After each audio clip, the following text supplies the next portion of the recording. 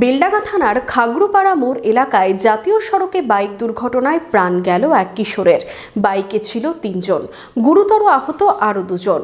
আপনার আনন্দে আমাদের উদযাপন। বিয়ে হোক বা পার্টি, বহরমপুরে এবার luxury banquet hall at golden retreat. জেলায় একমাত্র পিলারলেস ব্যাঙ্কোয়েট, আছে স্পা, সালন, ক্লাব মেম্বারশিপের সুযোগও। বহরমপুর শিল্প তালুকে গোল্ডেন রিট্রিট।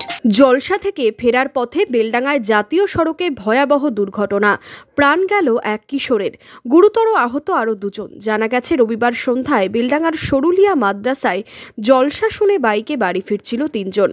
পথে বেলডাঙ্গা থানার খাগড়ুপাড়ার মোড়ে জাতীয় সড়কে পিছন থেকে বাইকের ধাক্কা মারে ডাম্পার। রাস্তায় ছিটকে পড়ে 3 জন। ডাম্পারের চাকায় পিষ্ট হয় আক্তার শেখ। তাকে তড়িঘড়ি উদ্ধার করে বেলডাঙ্গা গ্রামীণ হাসপাতালে পাঠানো হলে মৃত বলে ঘোষণা করেন চিকিৎসকেরা। বাকি 2 জনকে স্থানান্তরিত করা হয় মুর্শিদাবাদ মেডিকেল কলেজ হাসপাতালে। এরা 3 জনে মোটরসাইকেলে বাইকে জালসা শুনতে এসেছিল আমাদের সরুলিয়া মাদ্রাসা। সেই মাদ্রাসায় জালসা ছিল আজকে। জালসা শুনে বাড়ি যাচ্ছিল।